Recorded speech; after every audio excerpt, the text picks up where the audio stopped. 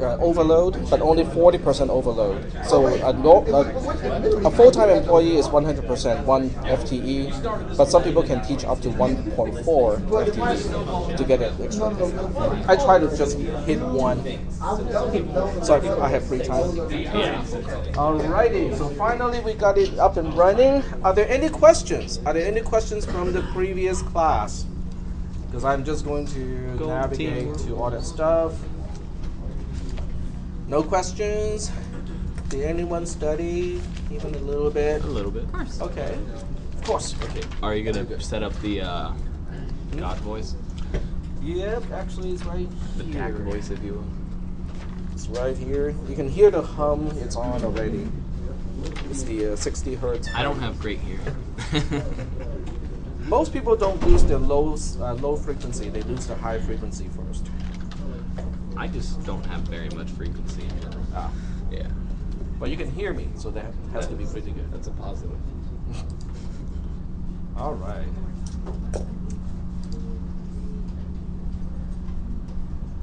All right. So we are done with talking about set theory, and we are now moving on to functions and relations. George asked a few really good questions today during my office hour. Because you can look at just about anything as a function, because a function is just a way to map input values into output values. The only constraint, does anyone remember the constraint of a function? Because not every single mapping can be counted as a function. Okay, go ahead. I don't know if this is right. Go ahead. Was it that an input has to have exactly one output? No. Every input or every element in the domain has to map to something in the codomain, but only one. Yep, that's so. To put it more precisely, that's basically what it is. So, if you guys remember, I actually wrote that as a mathematical formula as a constraint. So we'll go back and just revisit that part first. So introduction to functions, that's the part where I define what makes a function a function. Okay, so this constraint is what makes a function a function. I should actually highlight equals to 1 as well. Okay, so there we go. So for any element x of the domain of a function, it has to map to one and only one thing in the codomain.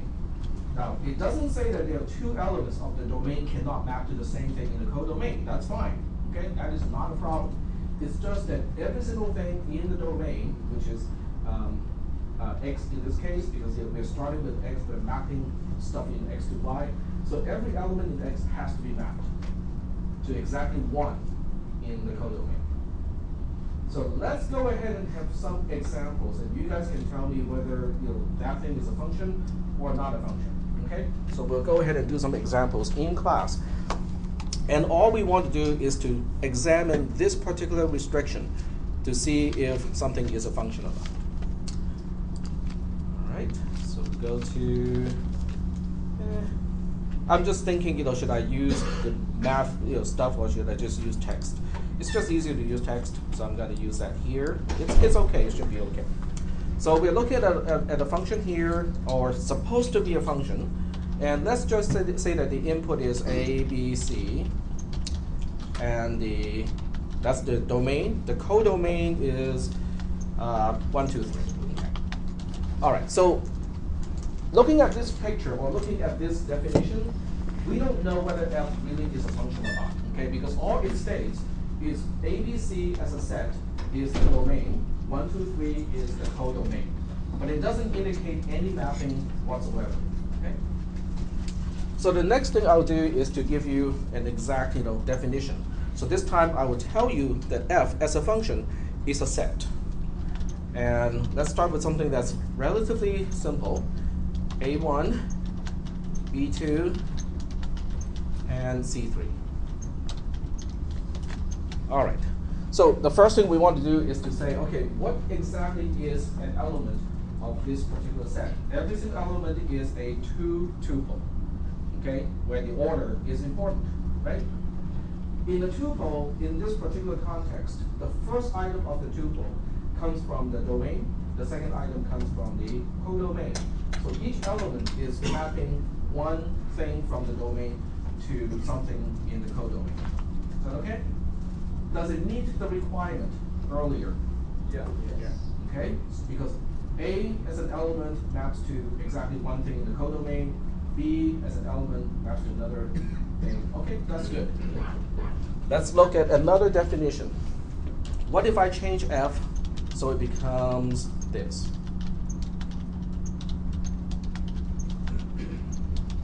Would this meet the requirement? Yes. It still does, right? Because they can all map to exactly the same thing. It's not a problem.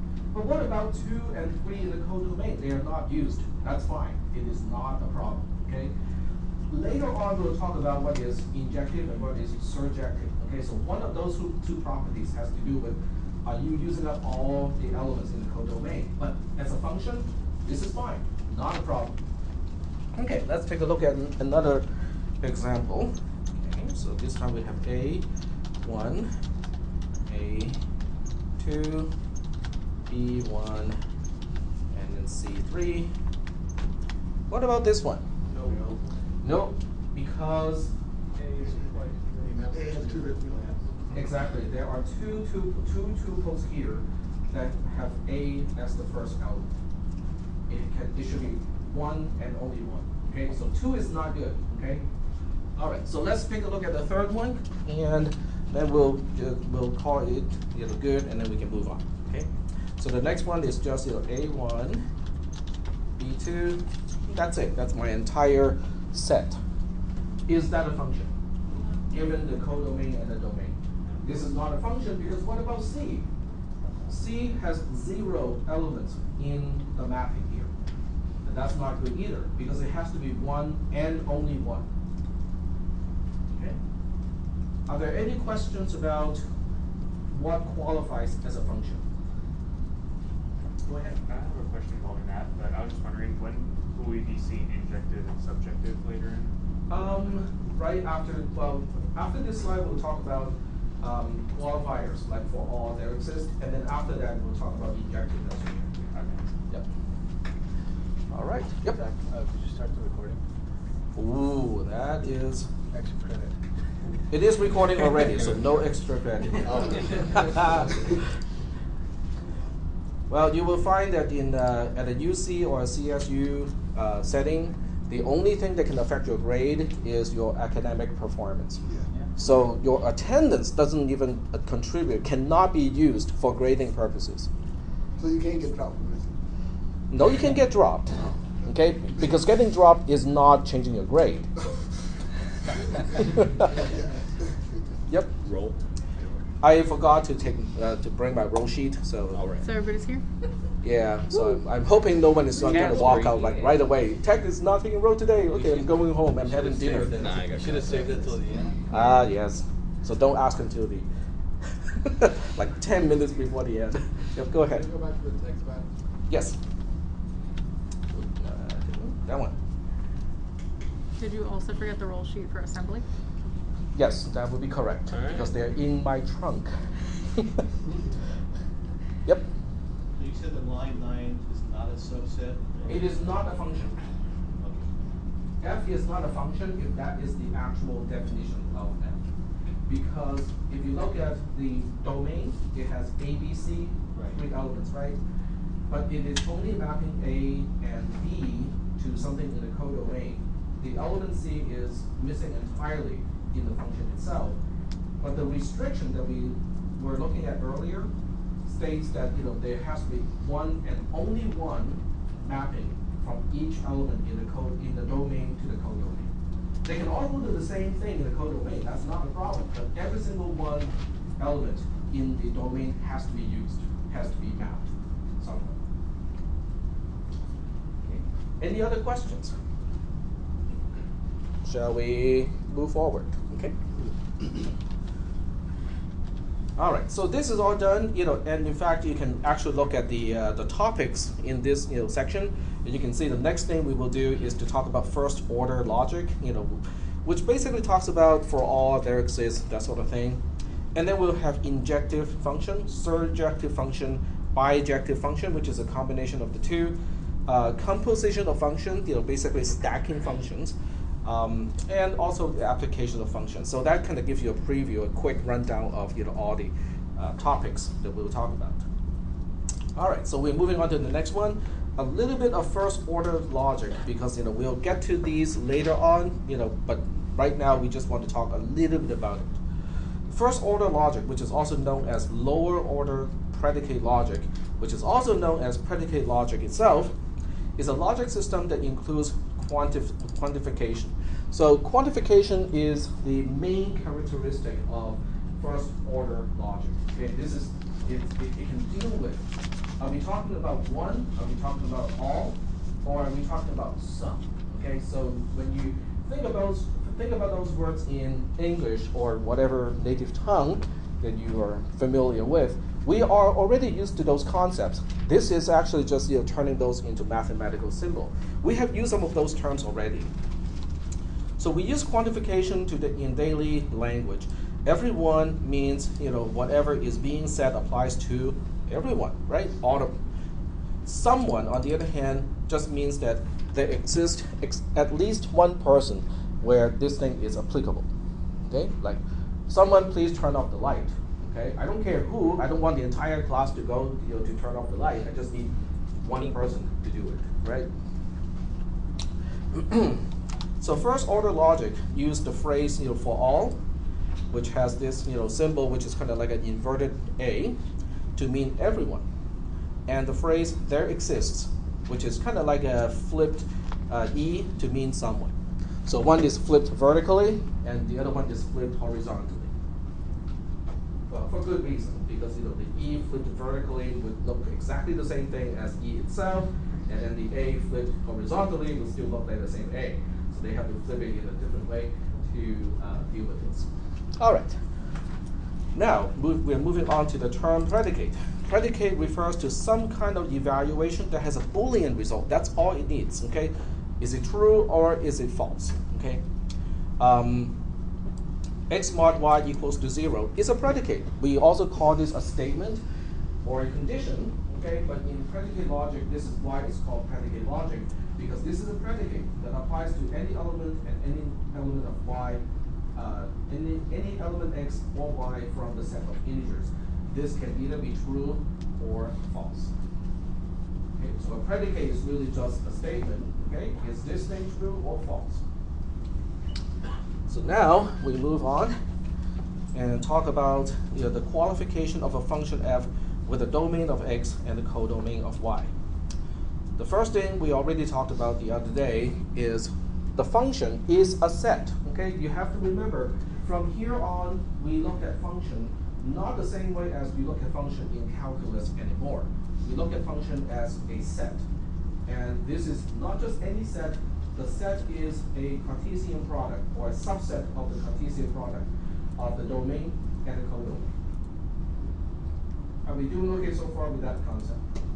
So every element in F as a set is a two-tuple, where the first item is something in the domain and the second item is something in the codomain. Yep. You say there are differences between the calculus version and the functions themselves, but aren't they practically the same thing though? Like it's just y is f of x and then x is just x itself. In calculus, they don't really look at things this way, right? I don't think your math professors look at a function as a set of tuples. I can be wrong, okay, but I think that's not the way they look at it, especially not in calculus. Yeah. George came to me and kind of prompted a few questions that I think is really interesting. Okay, why don't math professors talk about function this way in calculus? And one of the reasons is calculus. The whole purpose of calculus is to deal with something that is continuous, that is not by its nature discrete. Because the first thing, what is the first concept that you learned in your first calculus class? Limits. Limits, right? What does that mean? It means things are continuous, right? No matter how no matter how short the distance is between 2 points, you can always find something in between.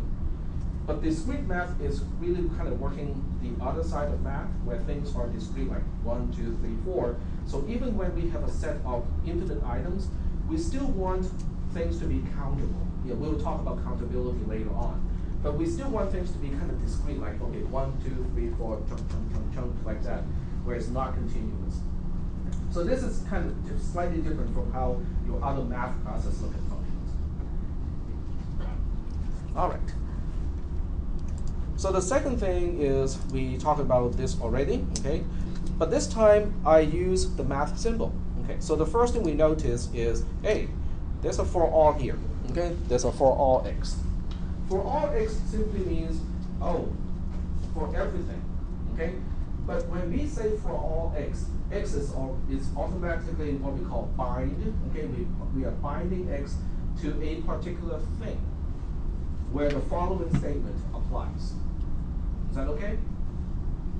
So as opposed to there exists, which basically says, okay, at least one thing in the entire universe, the following, for at least one thing in the universe, the following statement of the predicate has to be true. This means for every single thing in the universe, okay, even stuff not in the codomain, things not in the domain, it still has to be true. Okay, so wow, how does that work? So I just want to point out which part is the quantifier. Okay, this is the quantifier for all x is the quantifier. Where's my predicate? This entire thing is the predicate. Oops, I just lost the cursor. Okay, have to control the mouse. There we go. So this entire thing is the predicate. In other words, this is a statement that can be true or false. But I want this to be true in order for f to be a function. Is that okay so far?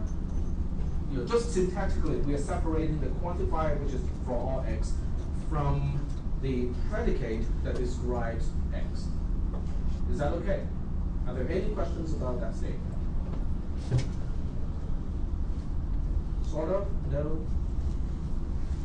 Yep, go ahead. Can you please repeat that statement? Say again? Can you please repeat that statement? Okay. So right now we're just looking at things in a syntactical sense, a syntactical way. We are separating the quantifier from the predicate. The quantifier, the purpose of a quantifier is to say, okay, does the following apply to everything, or does it apply only to at least one thing? Is that okay?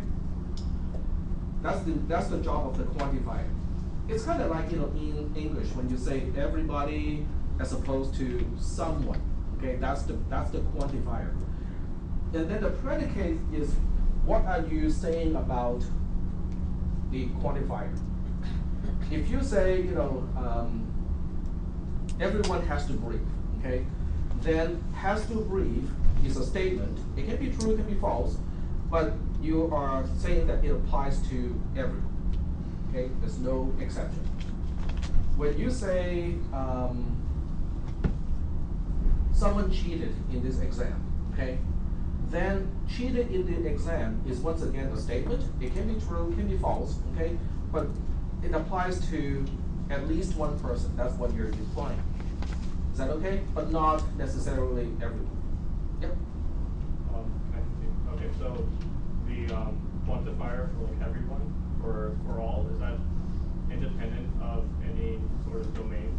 That's just That is correct. It is, yeah. It's just the entire universe, everything in the universe, as opposed to just one thing in the universe, or at least one thing in the universe. Yep. And the predicate could be more than a true or false, based on the scenario that you're in, like, or is it mainly based on the statement itself, or is it only? It has to be either true or false. Okay. Yeah, the predicate itself is a statement that is either true or false. Okay. So let me just go back to this example. Okay, this part is a quantifier. Now, in addition to saying everyone, okay, this is also binding the variable x to what we are saying. Okay, because it's kind of important, because later on we have other variables, so it's kind of important to say, oh, but which variable is bound where? Okay, is how is it, relating to everything else? So in this case, we're not just saying everyone. Okay, we're saying that everyone But let's take X as an example of everyone. What can we say about X? Is that okay? We are giving that person a name so that we can now specify that thing. Okay, yep. Can you go over that predicate once more and what it means? Yes, we're going to do that. Okay.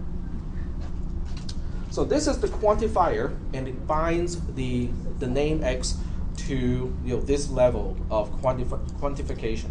So now we look at this part here. This entire part is the predicate. In other words, it is a statement that's either true or false. It may not make any sense at all, okay? Or it may be very important. So in this case, let's see what it means, okay? So what we'll do is we are going to look at the expression itself, and we'll break it up into multiple levels, okay? Because it's kind of long, and you look at something that long and go like, wow, how do we read something like that? Well, it's the same thing, or the same way that you read everything else. You use parentheses, braces, and stuff like that to help you group items, so that you can say, okay, well, first of all, what am I going to look at? So you go to the innermost part first. Okay, well, that's one way to do it. Okay, the first part that I notice is this thing is in parentheses. It doesn't contain anything lower level than that. What does that mean? You guys should know this symbol already. Well, by itself, it means X is an element of X. Lowercase x is an element of the domain. Okay?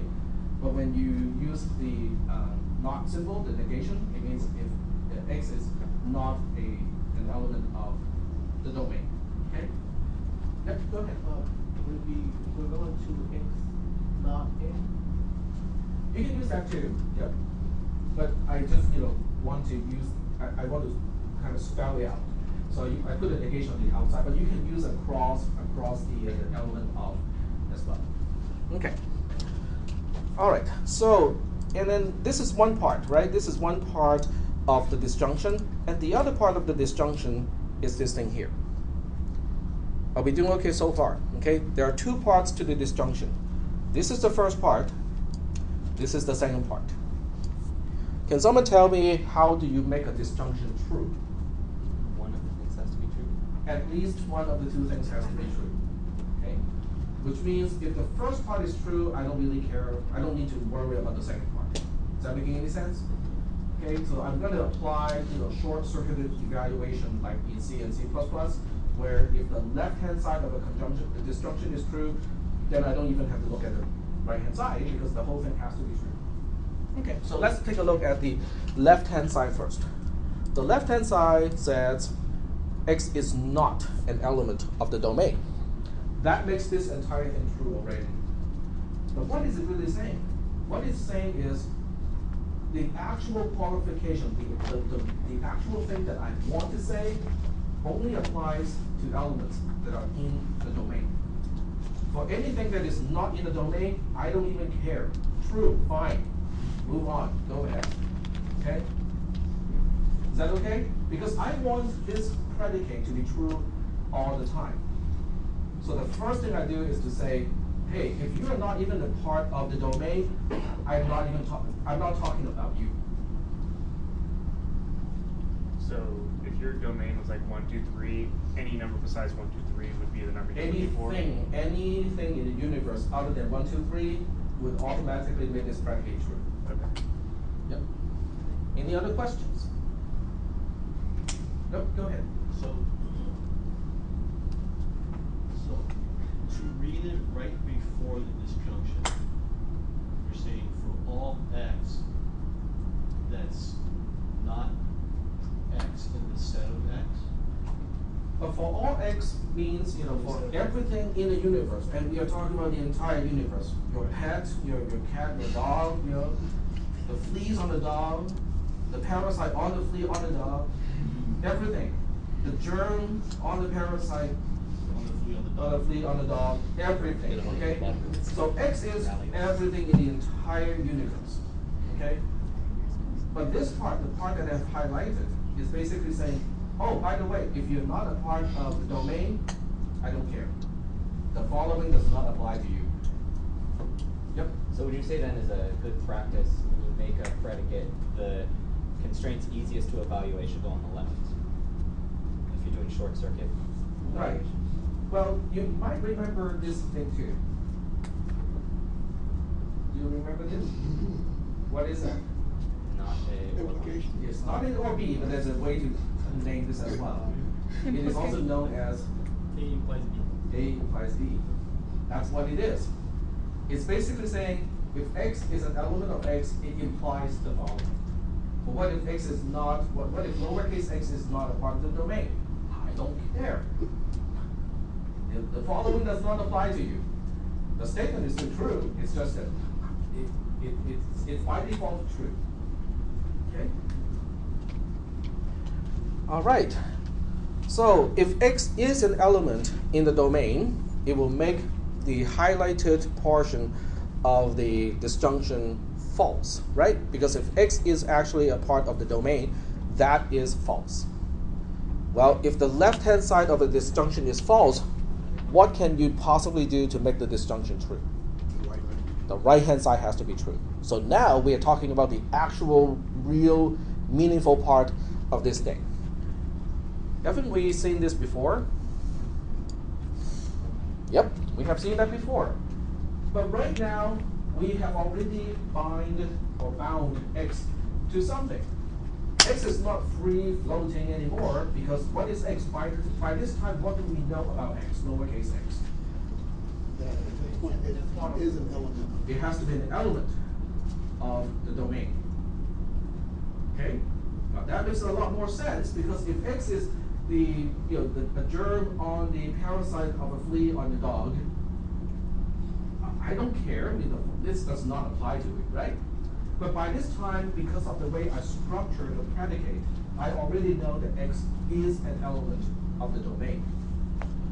Now it starts to make sense because if X is an element of the domain, then we can try to find these elements in the function f itself. Remember, a function is a set of two tuples.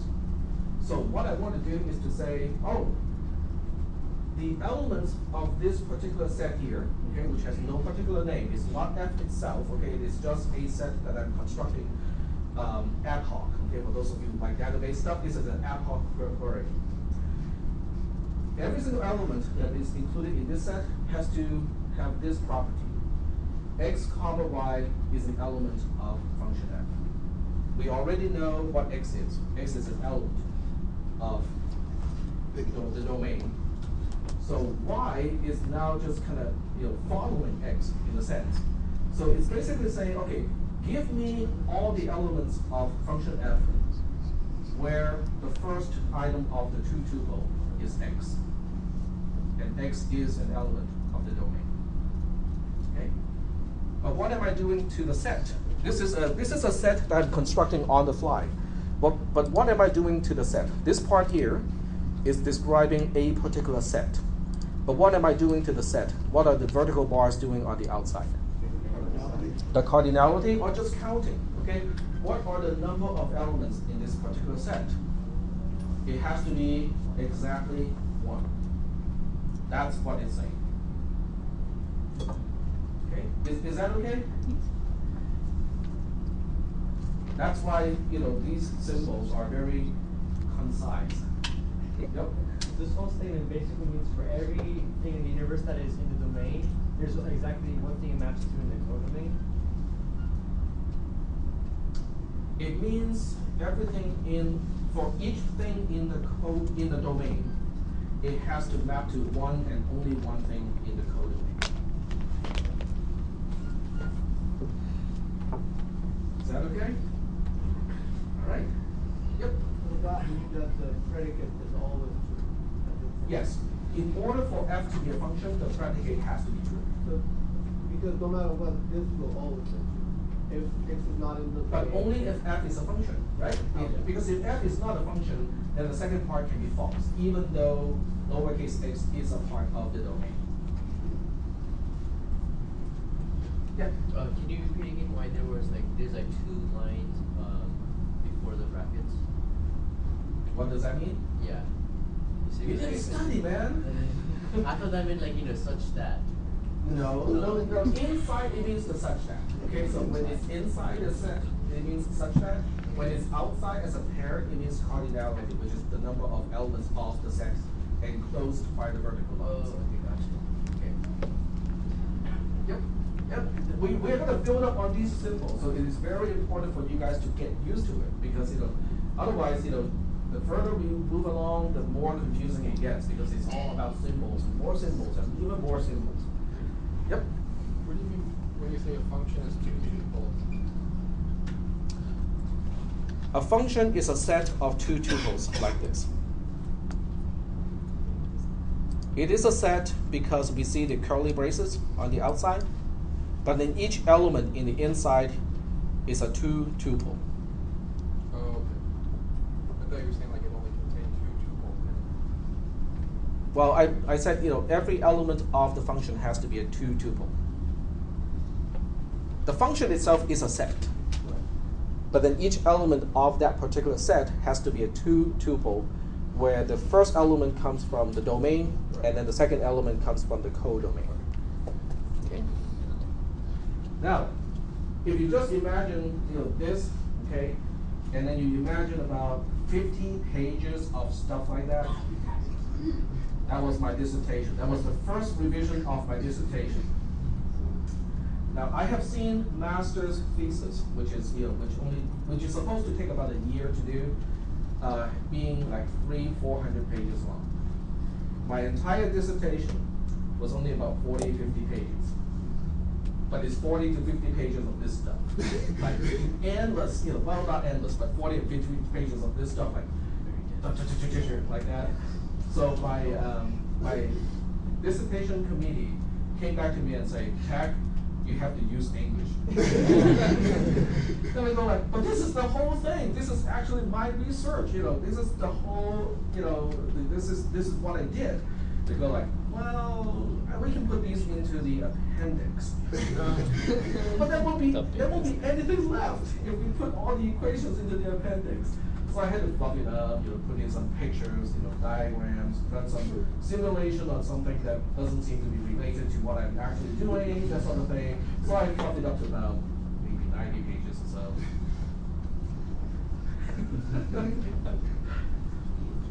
But that's why math is nice, because it is concise. Okay, there's only one way to read something, and when we get to derivation, how to prove something, step by step. If I miss a step, you can say, "Hey, I do not see how this connects to the next step." And if I cannot fill in the missing step, there must be something wrong. Okay, and that's why math is very nice in a way, because everything can be proven, or proven not to be the case. All right, so the rest of this is really just repeating what I said verbally. So I can basically skip the rest until we get to this part here, okay? So this is a shorthand, okay? So instead of saying, for all eggs, including, the bacteria on the parasite, on the flea, on the dog, okay? We just say for all eggs, which is an element of eggs, okay? So we can save ourselves that trouble of implying, okay? X is an element of X implies the following, because if we don't do this, those predicates get pretty long. Okay, they just get a lot more cumbersome. This is a shorthand. Okay, are there any questions about the shorthand part of it? No? Okay. All right. So that's it for now. We will revisit first order logic later, but this is what we need for now to talk about functions. Any questions? Questions? All right, because that's the only way to slow me down, because otherwise I keep going. And I had coffee right before class. Woo. On a roll. On a roll. On a roll. That's my time machine. All right, injective functions. So some functions are called injective. So what qualifies a function as being injective? Okay. So what we want to do is to talk about something like this first. Okay, so we'll highlight this part here. This doesn't say anything about being injective. It really is just saying, okay, given x1 as an element of the domain, given x2 is also an element of the domain, what can we say about these two elements? That's all, that's what the structure is set up to do, okay? In other words, we are no longer interested in elements of the domain individually. Now we are taking a look at pick one here, both are from the domain, okay? It is the property of how these two elements from the domain relate that makes a function injective or not. Is that okay? So that's why I have the set of structure like that. Now the only important part here is how the variables are bound, when it is bound. In other words, x1 is bound, it is kind of fixed when we get to here. After x1 is bound, then we are binding x2 to a element of x. But right here, by this time, nothing says that x1 and x2 have to be different elements. Because the first one says, for all x1 in x, okay, can be any element, right? The second one says, for all x2 in x, can be any element. They can be the same, they can be different, okay? But in here, the first thing we say is x1 equals to x2 or the following. Can someone look at this as an implication? You can always turn something into an implication if it already has an or. Because what this means is if x1 does not equal to x2, it implies the following, whatever I want to express. Okay, so this is set up to do something like that. Are there any questions about the structure of this particular predicate? Yep. Would it be different if we start with x2 instead of x1? It would be the same because it's kind of symmetric. Yep. But like at the point where we're working with x2, we had already chosen x2, right? That's correct. So But in between, I don't have any constraints, so it doesn't really matter. Now, on the other hand, if I have a constraint already, if I say, for all x1 in x, and then I say something about x1, and then I say and for all x2 in x, then it becomes important, which one comes first. But since I don't have any constraints, before I specify x2, after I specify x1, then you can reverse the two quantifiers without changing the meaning. Very good. So now we can get to the important part of this thing here, because we already know what the first part means. The only part that is important is this part. Okay, so I just want to make sure the parentheses work out correctly. So I think it is maybe that. Okay. All right, so let's take a look at the highlighted portion, because the rest we talked about already is the structure of the predicate. This is the part that is actually kind of important. The first thing says x1, y1 is an element of f. But by this time, x1 is already bound. Okay, it is a specific element in the domain. And because f is a function, it automatically binds f by y1. Because each element of the domain has to map to exactly one element in the codomain. So I don't really have a choice of which y1. It has to be that y1 corresponding to x1. And x2, y2 is an element of x. It is an element of f.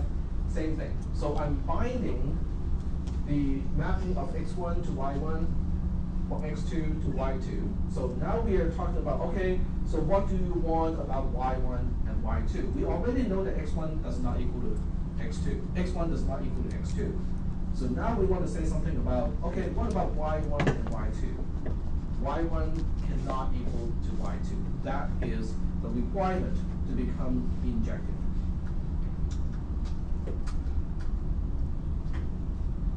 Well, is there a shorter way to say that? yeah, that Go ahead.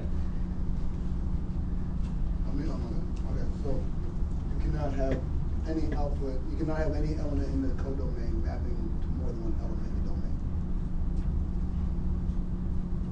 Correct. Or it has to be distinct.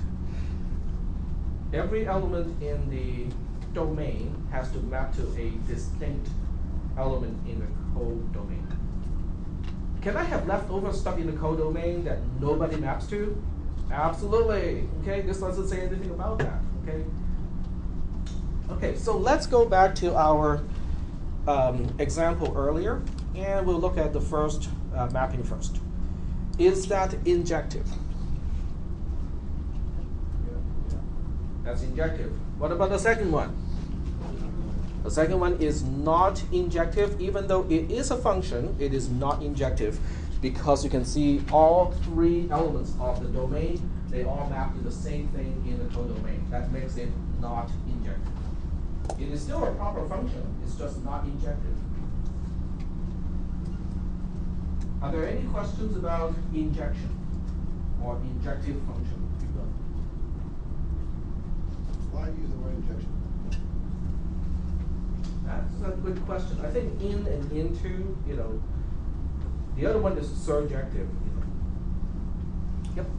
And like in number 5, for example, we're gonna have A1, B1, and then C2.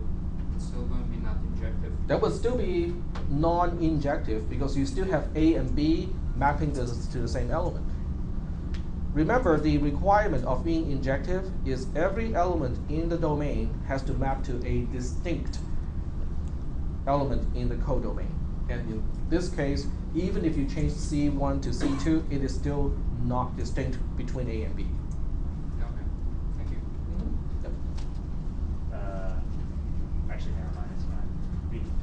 Okay, go ahead. To be injective, do we have to first assume that this is a function? Oh, it has to be a function. We only use injection to qualify, to further qualify a function. So if a mapping is not a function, or if f is not a function, we don't even bother to say whether it's injective or not. Good questions. Any other questions about injection or injective function? No questions? Okay. Is anyone thinking about, why is this important?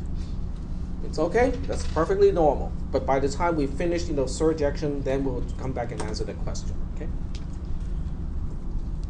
Just keep in mind that you may not like the answer to that question. Okay. All right. So injective functions are quote unquote undoable, but I should have put undoable in quotations. Undoable means, for anything in the codomain, you can find how to reverse it. Okay, but that's not entirely true. Okay, that's not entirely true because some elements in the codomain may not have any mapping at all. Okay, so that's why we have to talk about surjection, because surjection makes bijection makes it reversible. Okay, so we'll talk about surjective function or surjection, as a word. All right, so what we'll do is we'll talk about this. Let's take a look at this function here. This function, the first part basically talks about what is my domain and what is my codomain. Okay. The second part actually gives you the actual definition of the function. What gets mapped to where? Okay. So the actual definition says f of 1 is x, f of 2 is x, f of 3 is y, f of 4 is z. Okay. First of all, is this function injective? It's not, because both 1 and 2 get mapped to the same element in the codomain, which is x. Okay? It is not injective, but it is surjective. Surjective, the quickest way to look at surjective is everything in the codomain is used up. That's it. Okay? Everything in the codomain is used up by the function. That makes it surjective. But what I just said is English, right? Which my dissertation committee will like, right? But I personally do not like, because it is not concise and it is not very precise. So what would I say when I say something is surjective? I would say this. Now, this is also based on the assumption that y is the, okay, so let me just point out the parts that are important. So assuming f is a function, so we already know f is in fact a function. X, uppercase X is the domain, Y is the codomain. So these are the assumptions. Given all of that, this is the qualification, or this is the predicate that makes f a surjective function. All right, so let's take a look at this one. See if we can interpret what it means. Okay. The first part is the quantification. Okay, the quantification is also binding lowercase y to a particular element in the codomain. Okay, because remember I'm combining the two things, so I'm not talking about everything in the universe anymore. I'm talking about a particular element in the codomain. Okay, so that binds y to a particular element in the codomain. The rest of this is the predicate, which is basically saying, okay, so what do you want to say about this lowercase y? This is the predicate. And the predicate starts with the description of an ad hoc set. Okay? In other words, this particular set has no particular name. It is constructed on the fly in order to express a property. Okay, let's take a look at this set here. Okay, from open curly brace to close curly brace. So from here, we say xy is an element of this set. But what are the requirements? Because I can come up with xy all day long. Well, first of all, that is not true anymore. Because y cannot be anything anymore. Because y by this time is already bound to a particular element in the codomain. Right? Because we said for all y in uppercase y or codomain, that means we have already bound y, lowercase y, to a specific element in the codomain at this point. Well, if f is a function, general, right? Sorry? Not a specific one, a element in general. A element, right? Some element, okay? It's bound to some element in the codomain, but there's only one y that we are talking about. Well, but for any general function, this can be, there can be 0 of these, there can be 1 of these, there can be multiple of these depending on the function itself. Right? There can be multiple, like the little y? No, there can be multiple two tuples in f that meets this requirement. Right? Okay, so it can be 0, can be 1, can be more than 1. Which also means when I look at the cardinality of this particular set, I'm looking at a number. Okay, that number can be 0. If the function is not surjective, in other words, if not all elements in the codomain is used up, this cardinality can be 0 because nobody mapped to this particular y. Right? If the function is, it can be 1, can also be more than 1. Let's take a quick look. Okay, let's take a quick look at something that we have already done. Okay, look at this one here. Okay, if I apply what we just showed earlier to this particular function, then it doesn't matter which element of the codomain you're looking at, that set that we're talking about has a cardinality of exactly 1. Okay? Because every element of the codomain is mapped from one thing in the domain. But what about the next one? What about this one?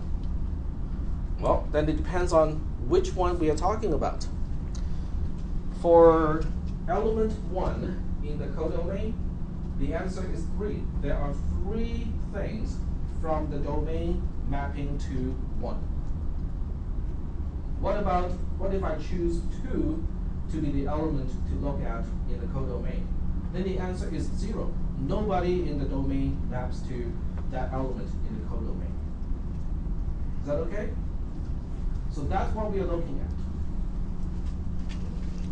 at. In order for a function to be surjective, it doesn't matter which element you choose from the codomain, this number has to be greater than or equal to 1. Which simply says every single one has to be used. Somebody maps to it. Yep. So the reason we know that x is in the domain is because the 2 tuple is in the function.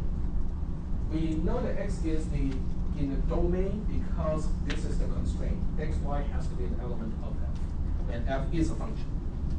So we first bind y to be an element in the codomain, and then that restriction binds x along with y. Okay. We first put the restriction on y because it has to be in the codomain, and because we want x, y as a true tuple to be in f, that makes x an element in the domain. But it can be missing altogether. You may not be able to find an element like that if nobody maps to that y. Okay. Are there any questions about this stuff here? Yep. So all the elements from the domain has to be used, or from domain and codomain has to be used? Okay, in order for something to be a function, everything in the domain has to map to one and only one element in the codomain. Doesn't have to be unique, just one mapping. In order for the function to be injective, every element in the domain has to map to a distinct, unique element in the codomain. But not everything has to be used up in the codomain. In order for a function to be surjective, every element, first of all, it has to be a function. But the second thing is everything in the codomain has to be used up. Okay. So everything has to have a pair. Sorry? So everything has to have a distinct pair, basically. So everything... The perfect function where A's got its own, B's got its own, C's got its own, and... Then becomes bijection. Then the function is bijective because it is both injective and surjective.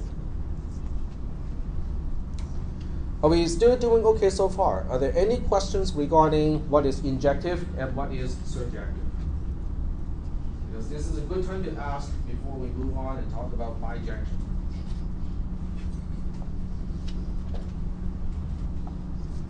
Remember, these concepts stack up. Okay, so you got to make sure that you get the bottom stack done before you add another layer to it. Tell me about the stack. That's wrong. Stack. Frame. Okay, so if there are no questions, I'm going to move on and talk about bijection. Okay, so this is really nice because bijection is a short slide. Bijection means it is both injective and surjective. That's it. That's all. Okay, a function can only be bijective if it is both injective and surjective. Okay. Yep. Go ahead. Is that F? I don't know. Maybe I didn't make it. But is that F inverse? Right Yeah, there? that is F inverse. And that's F in. So the surjective is the inverse of injective. No. Okay. Let's go through this, step by step. So the first sentence here says, what is bijective? Bijective is both injective and surjective. Okay. A bijective function corresponds each element of the domain to one unique element in the codomain, and all elements in the codomain have one corresponding element in the domain. Right? Because the first part, okay, if you look at the first part here, the first part means it is injective. The second part means it is surjective. Right? As a result, a bijection function is also called a one-to-one function, which means if you look at the cardinality of the domain, it has to be the same as the cardinality of the codomain, because it's a one-to-one. Okay. Is that okay? Now this is really useful because now we can really truly talk about an inverse function. What is an inverse function? What does it do? It's undo, right? Okay. So now, if you have a function that is bijective, then it has an inverse. Because given the result of applying that function, you can always turn around and say, how did I get here? So by that definition, wouldn't like the inverse trigs not be purely bijective, since they don't? Because you said that the cardinality, the inverse trigs. Because you said the cardinality of the domain and the codomain have to be the same to have that one-to-one mapping. Yes. Go back and forth. Because it's one-to-one. But for the inverse trigs, they don't maintain the same domain. That is correct. So they're not actually. So arc tangent or arc sine, arc cosine, those are. Yes, well, I should say it the other way. Sine is not bijective because you map multiple values of the domain to the same thing in the codomain. You can always add 360 degrees and you're still correct. Or 2 pi. 125. Yeah, we like radians, not degrees. Well, it all depends. Depends on what you're picking. No, but yeah. If you want to talk to aliens, use radians. Because aliens do not understand what is special about 360. Yeah, if you want to do physics and talk to I don't humans, even understand what is nah, what is so special about 360. that movie work. And I don't even know. Well, I don't even know whether I'm an alien or not, but I think I'm not. Depends on the perspective. Yeah. With the sine example, with the function b invertible, I guess, in the from 0 to pi. And the two limit of the domain is applied, and therefore the function. If you constrain the domain to 0 to 2 pi, then to what? Pi. 2 pi? Yeah, or pi. If you put a constraint, then yes, you can make it a bijective function. But we can make the whole thing, yeah, like that. Yeah. And that's the interesting part because you can actually tweak what you consider to be the domain and what you consider to be the codomain to turn something that is normally not bijective into bijective. Square root. Okay? Let's think about square root. Is that bijection? No. It's not. No. Okay? It is not bijective because 4 has 2 roots. 2 and negative 2. Yep. But what is so special about having a proper inverse function? Where given anything in the codomain, I can undo that and give you the original item in the domain. Why is it special? What does it allow you to do? Yep. You can map your way back. You can Map your way back. you can map your way back, but why would that be important in return? Probability? No, not that. Yep. You can do a proof in reverse. You can Do a proof in reverse. you can prove In reverse. in reverse. Okay. Very good. Okay, so why would that be important in program verification? Because you have the end result that you want, then you have to go back and look at how you get that. That's correct. Yep, exactly. But it is a very important part to go from a precondition of a statement to the post-condition of that statement. Okay? So what I'll do is, let's see, how much time do I have? I have about 15 minutes, and we are not taking roll today, so we do have a little bit more time than usual.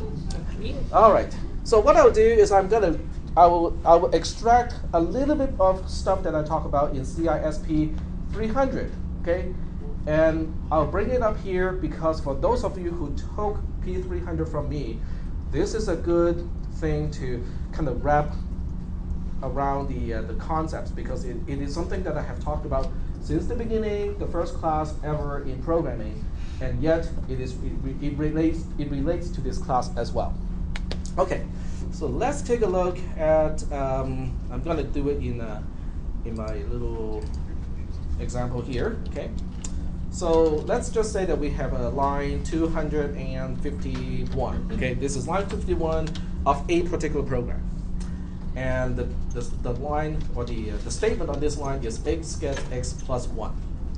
Okay, this is the way I express assignment because I hate the symbol equal because it's very ambiguous. Okay, so this is assignment. X gets x plus 1.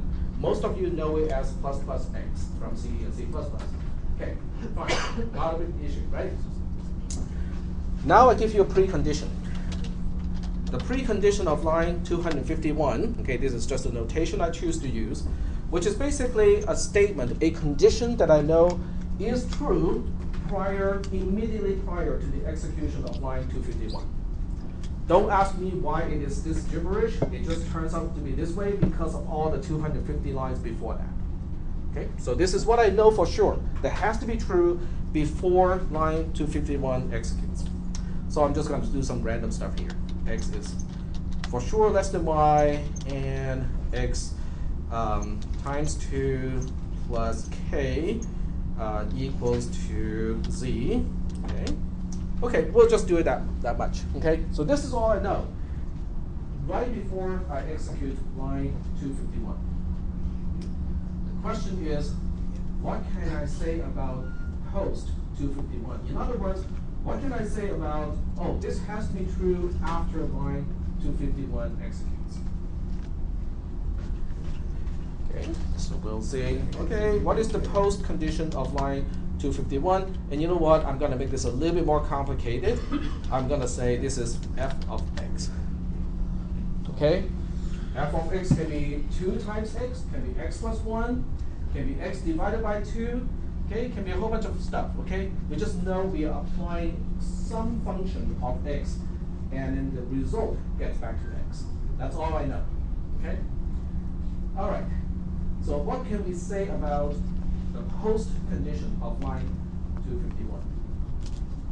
Don't we replace all of the x's with the f of x's? Say again? Do we replace all of the x's with the f of x's now?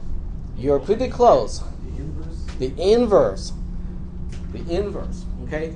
So without going through all the gyrations that I talk about in CISP 200, I'll just come to the conclusion. The conclusion is this, okay? If I look at the value of x after line 251 executes, this is what I know for sure.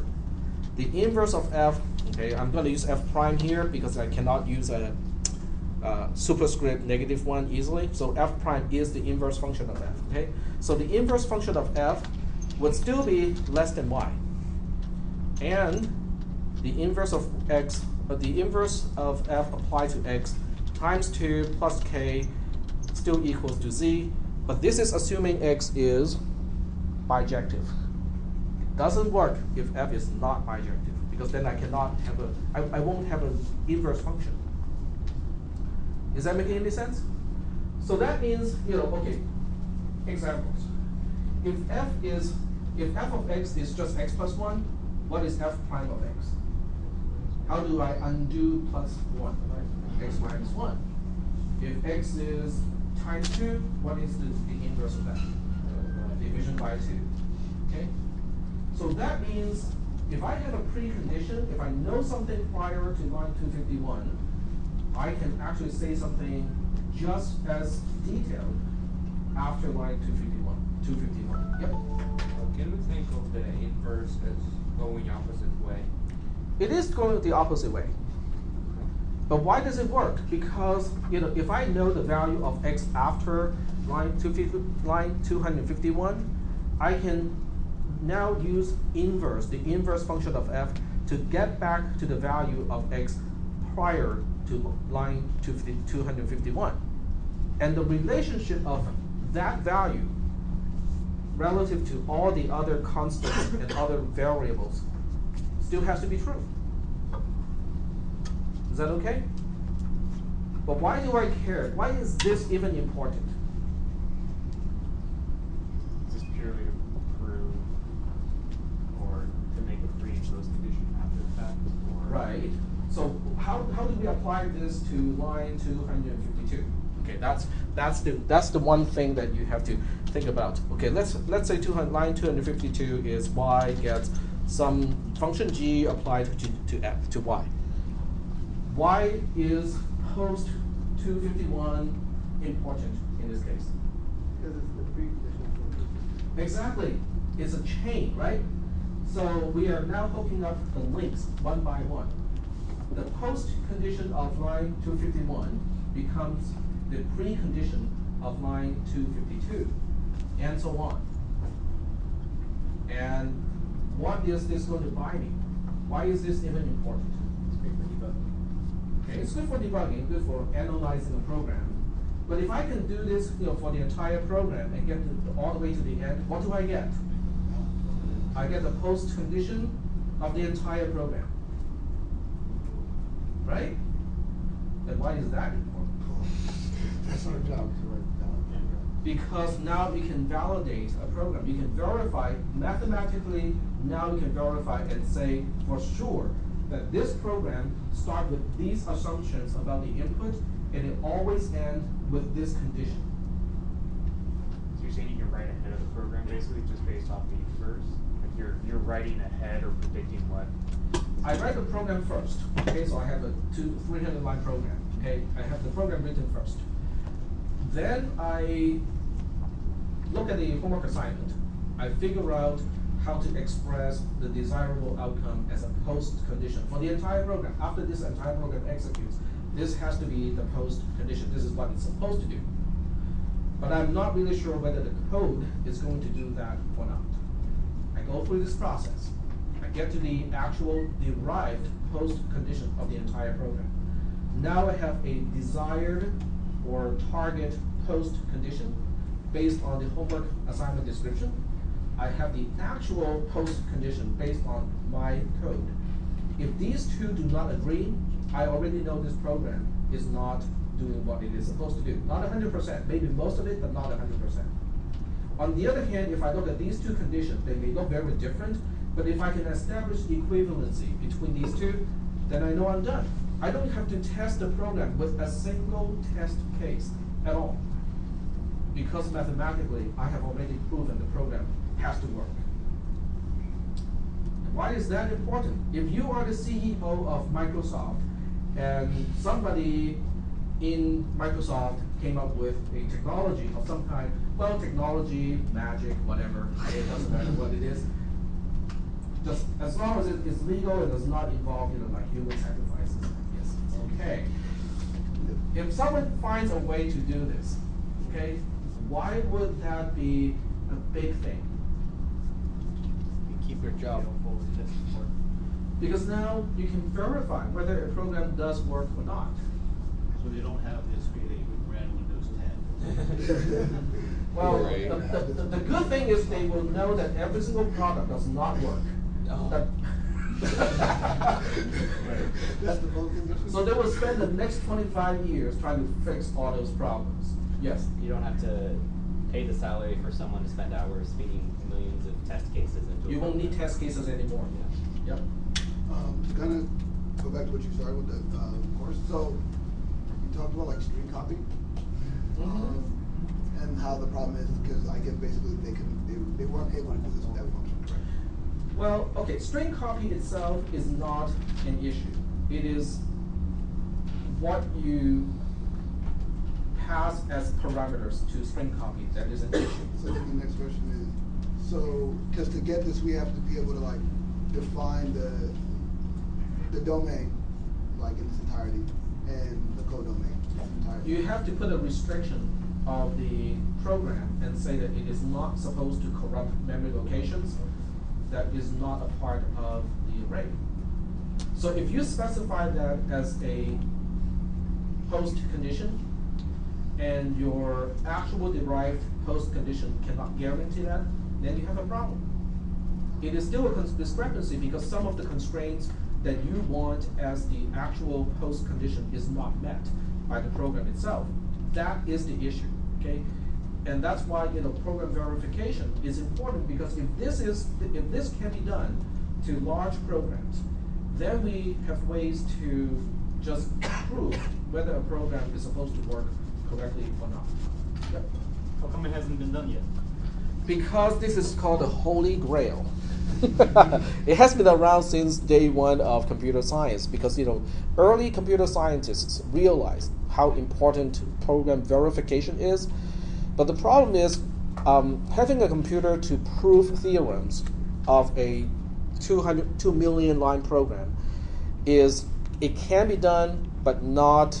It's a what we call an intractable problem.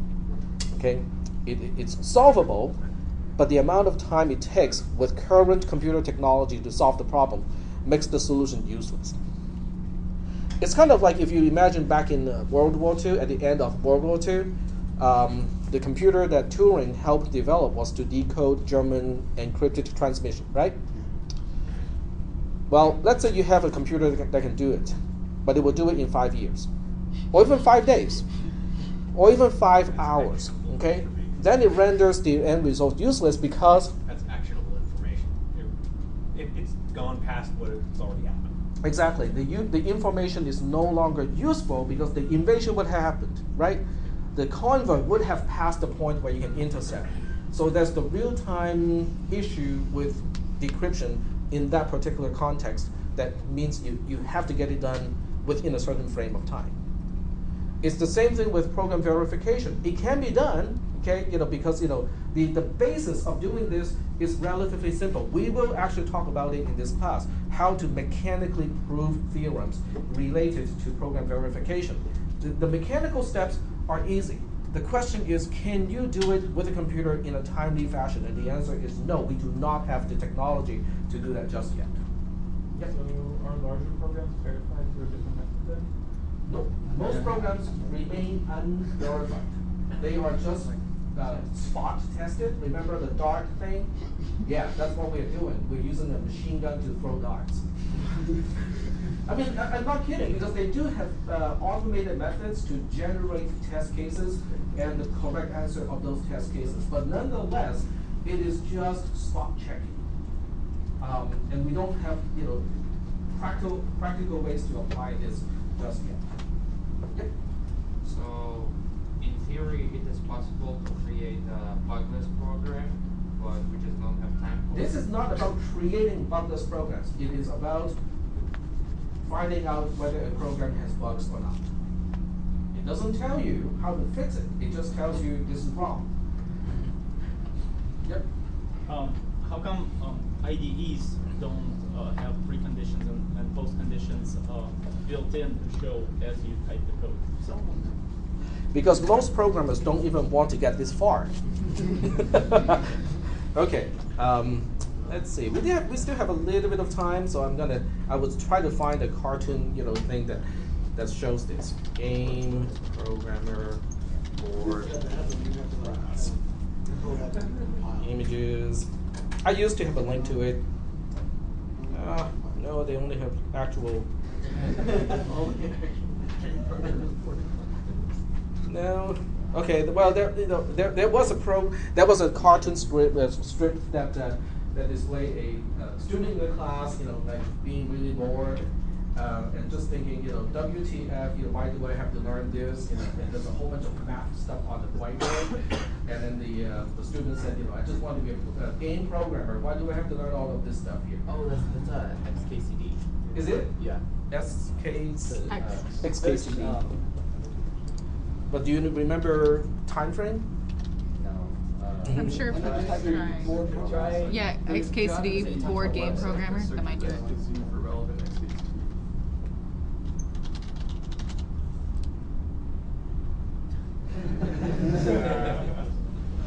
I want to add board in. I would definitely put the word board in there.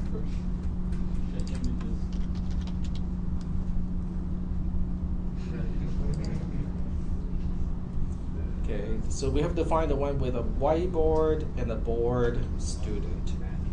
Yeah. Well, I'll leave it to you. Make it a homework assignment. Oh, that's it, right? I mean, make it a homework assignment.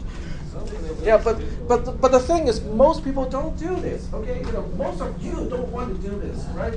You don't even want to understand all of this stuff here because it's dry, it's boring, and stuff like that. You would much rather be doing some really kind of fun stuff, like game programming, app programming, and stuff like that.